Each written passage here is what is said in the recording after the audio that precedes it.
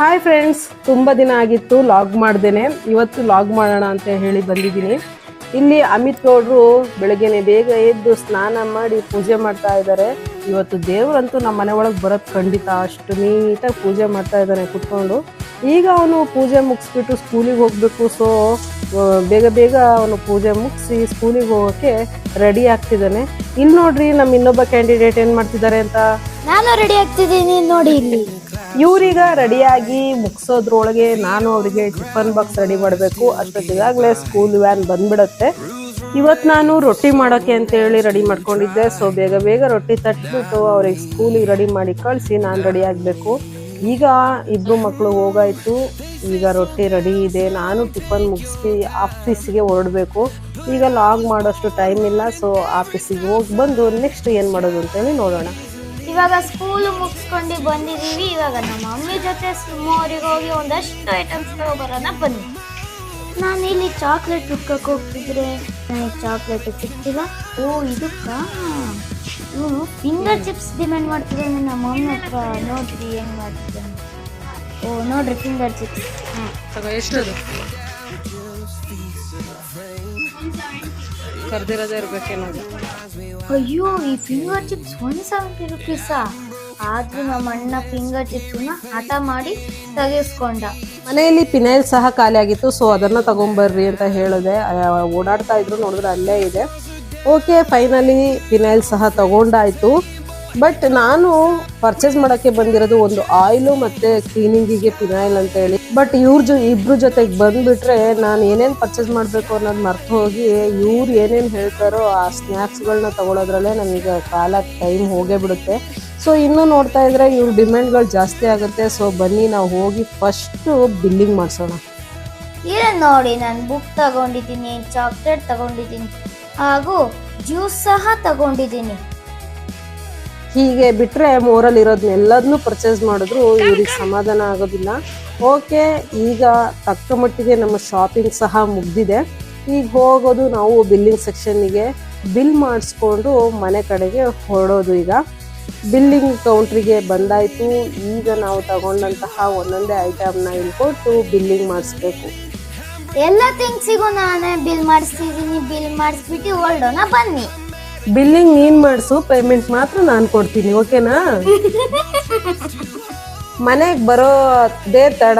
ಅವಳು ನೋಡಿದ್ರೆ ಚಾಕ್ಲೇಟ್ ತಿಂತಾ ಇದ್ದಾನೆ, ಇವನು ನೋಡಿದ್ರೆ ಫಿಂಗರ್ ಚಿಪ್ಸ್ ಹೇಗಿದೆ, ಇಲ್ಲೇ ತಿಂದ್ಬಿಡೋಣ ಅಂತೇಳಿ ಓಪನ್ ಮಾಡ್ತಾ ಇದ್ದಾನೆ. ಬಟ್ ಅದು ರೆಡಿ ಚಿಪ್ಸ್ ಅಲ್ಲ, ಗೊಂಬೆ. ಈಗ ಅದು ಹಾಗೆ ತಿಂದು ಹೆಂಗಿದೆ ಅಂತೇಳಿ ನೋಡ್ತೀನಿ ಅಂತೇಳಿ ತಿಂದ್ಲು. ಬಟ್ ಫುಲ್ಲು ಕೋಲ್ಡ್ ಇತ್ತು. ಅದು ಐಸಲ್ಲಿ ಇಟ್ಟಿದ್ದರಿಂದ ಅದು ತುಂಬ ಕೋಲ್ಡ್ ಇತ್ತು.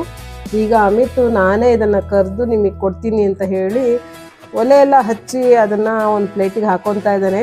ಅವನು ಕರೆದು ತರೋದ್ರ ಒಳಗೆ ನಮ್ಮ ಗೊಂಬೆ ಮರಿ ಇಲ್ಲಿ ನೋಡಿ ಜ್ಯೂಸ್ ಬಾಟ್ಲಿ ಇಟ್ಕೊಂಡು ಕೂತಿದ್ದಾಳೆ. ಅವಳ ಪಾಡಿಗೆ ಅವಳು ಜ್ಯೂಸ್ ಬಾಟ್ಲಿಲಿ ಜ್ಯೂಸ್ ಹಾಕ್ಕೊಂಡು ಕುಡಿಯೋದಕ್ಕೆ ರೆಡಿಯಾಗಿದ್ದಾಳೆ. ಆದರೆ ಫಿಂಗರ್ ಚಿಪ್ಸ್ ಜೊತೆಗೆ ಜ್ಯೂಸ್ ಇದ್ದರೆ ಬಹಳ ಚೆನ್ನಾಗಿರುತ್ತೆ. ಸೊ ನಾವು waiting for the finger chips. Juice ಕುಡಿಯೋದು ರೆಡಿ ಆಗಿದೆ. ನಾವು ಫಿಂಗರ್ ಚಿಪ್ಸ್ಗೆ ಕಾಯ್ತಿದ್ದೀವಿ. ನಮ್ಮ ಅಮ್ಮಿತವರು ಫಿಂಗರ್ ಚಿಪ್ಸ್ ತರಬೇಕು. ಅಷ್ಟರಲ್ಲಿ ಜ್ಯೂಸ್ ಹೆಂಗಿರುತ್ತೆ ಅಂತ ಒಂದು ಸಿಪ್ ಕೊಟ್ಟು ನೋಡೋಣ. ಬಂತು ಫಿಂಗರ್ ಚಿಪ್ಸ್ ಬಂತು. ವಾವ್! ಇದಕ್ಕೆ ಟೊಮೊಟೊ ಸಾಸ್ ಹಾಕೊಂಡು ತಿಂದ್ರೆ ಯಮ್ಮಿ ಆಗಿರುತ್ತೆ.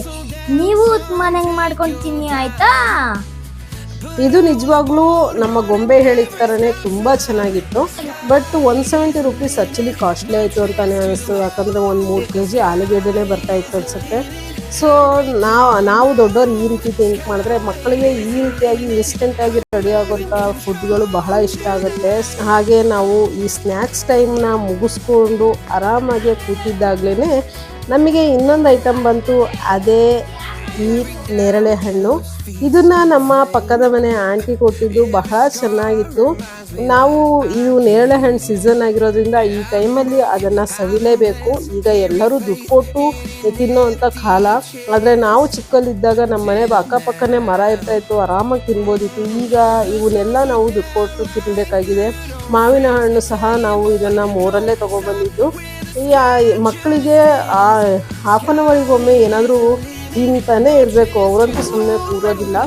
ಸೊ ಅಂತೂ ತಿನ್ನೋ ಟೈಮ್ ಮುಗೀತು ಅನ್ನೋಷ್ಟೊತ್ತಿಗೆ ಮತ್ತು ಮಮ್ಮಿ ಏನಾದರೂ ಕೊಡಿ ಅಂತ ಹೇಳಿ ಮಕ್ಕಳು ಶುರು ಮಾಡಿದಾಗ ನಾನು ರೆಡಿ ಮಾಡಿದ್ದು ಸ್ಯಾಂಡ್ವಿಚ್ಚು. ನಾವು ದಿನಾಗ್ಲೂ ಕೇಳ್ತಿದ್ವು ಆ ಸ್ಯಾಂಡ್ವಿಚ್ನ ಇವತ್ತು ಮಾಡಿದ್ದಾರೆ, ಬನ್ನಿ ತಿನ್ನೋಣ. ನಾನಂತೂ ಹೊರಗಡೆಯಿಂದ ಎಷ್ಟು ಸ್ನ್ಯಾಕ್ಸು ಅವೆಲ್ಲ ಪರ್ಚೇಸ್ ಮಾಡ್ತೀವೋ ಅಷ್ಟೇ ಸ್ನ್ಯಾಕ್ಸನ್ನ ನಾನು ಮನೆಯಲ್ಲೂ ಮಾಡ್ತಾನೆ ಇರ್ತೀನಿ. ಮಕ್ಕಳು ಅದು ಬೇಕು ಇದು ಬೇಕು ಅಂತ ಕೇಳ್ತಾನೆ ಇರ್ತಾರೆ. ಈ ಏಜಲ್ಲಿ ಗಂಟೆಗೊಂದ್ಸಲ ಏನಾದರೂ ತಿನ್ನಬೇಕು ಅಂತೇಳಿ ಆಸೆ ಆಗೋದು ಖಂಡಿತ. ನಾನು ಮನೆಯಲ್ಲಿರೋದಿಲ್ಲ, ಆಫೀಸಿಗೆ ಹೋಗೋದ್ರಿಂದ ಬಂದ ಟೈಮಲ್ಲಿ ನನಗೆ ಸಿಕ್ಕ ಟೈಮಲ್ಲಿ ಅವ್ರಿಗೆ ಆದಷ್ಟು ಸ್ನ್ಯಾಕ್ಸ್ಗಳನ್ನ ಮಾಡಿಕೊಡೋಕ್ಕೆ ಟ್ರೈ ಮಾಡ್ತೀನಿ.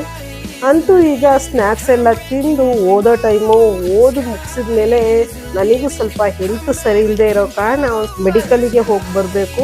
ಸೊ ಹೋಗೋದಕ್ಕೆ ರೆಡಿ ಆಗ್ತಾ ಇದ್ದೀವಿ. ನೋಡಿ ಅವರಿಬ್ಬರು ಸೈಕಲಲ್ಲಿ ನನ್ನ ಹಿಂದೆ ಬರ್ತಾ ಇದ್ದಾರೆ. ನಾವೀಗ ಮೆಡಿಕಲಿಗೆ ಹೋಗಿ ಬರ್ತೀವಿ. ಈ ದಿನದ ವಿಡಿಯೋ ಇಷ್ಟ ಆಗಿದೆ ಅಂತ ಅನ್ಕೊತೀನಿ. ಇಷ್ಟ ಆಗಿದ್ದಲ್ಲಿ ದಯವಿಟ್ಟು ನಮ್ಮ ಯೂಟ್ಯೂಬ್ ಚಾನಲನ್ನು ಸಬ್ಸ್ಕ್ರೈಬ್ ಮಾಡಿ. Thank you.